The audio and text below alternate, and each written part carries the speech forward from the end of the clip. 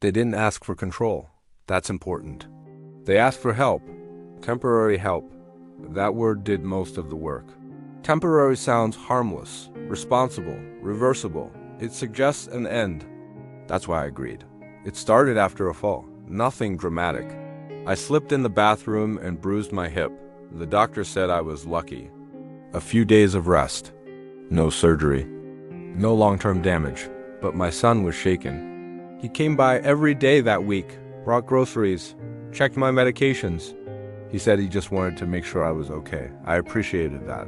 It had been a long time since anyone worried about me like that. One afternoon, while making tea, he mentioned the bills.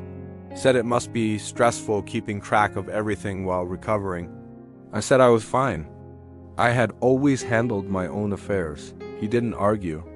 He just nodded and said, "Well, just for now, I could help. Just for now." Later that day, he brought it up again. Said he noticed a past due notice on the counter. I explained it was already paid. The notice was old.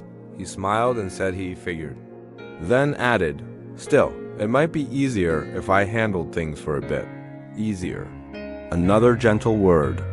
He said it wouldn't be permanent. Just until I felt stronger. Just until I was back on my feet. He said I could take everything back anytime. That was important to him. Or at least he made it sound that way. I asked what he meant by handled things. He said mostly logistics, payments, calls, things that waste energy.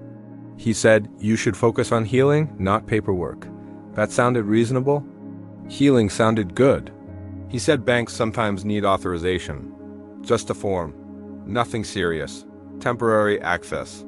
He said he'd take care of the details. I hesitated. Not because I didn't trust him, because I trusted routine. My routine. I liked knowing where things were, what was paid. Or wasn't. He sensed that. He didn't push. He said, "Think about it." So I did. That night, lying in bed, my hip aching, I thought about how tired I felt. Not just physically. Tired of worrying. Tired of double-checking. Tired of doing everything alone. Temporary help didn't feel like giving up control. It felt like sharing weight. The next morning, I said yes. He seemed relieved. Not excited, relieved. That should have meant something. We went to the bank 2 days later. Together, he let me do most of the talking. That made me feel included. The clerk explained the form. Said it would allow my son to assist with transactions. Assist, not replace. She said it was common, especially after health scares. I asked if it meant he could do anything. She said no. Only what was necessary. Necessary. Another word that sounds safe. I signed. I remember the pen felt heavier than usual, but I didn't think much of it. People read too much into small moments. On the way home, my son thanked me. Said it was just temporary. He said it again, as if repetition made it safer. That evening, he paid a utility bill online. Showed me the confirmation. "See?" He said. Nothing changed. I felt reassured for a while. The first week passed quietly. Then the second, he called me to check in, asked how I was feeling, asked if the pain had eased. I said yes. He said good. No mention of the bank. The third week, I noticed I hadn't logged into my account. Not because I couldn't, because I didn't need to.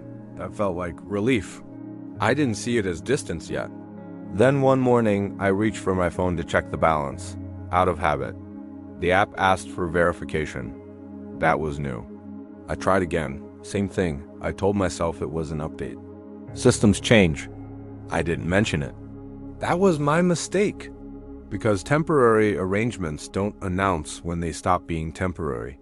They wait until you assume permanence without noticing. I still believed I was in control. After all, I had agreed. Just for now. If you think stories like this should be told, you can support the channel by liking this video. If you want to keep watching, subscribe to the channel. A new episode every day. Cool doesn't always mean fair.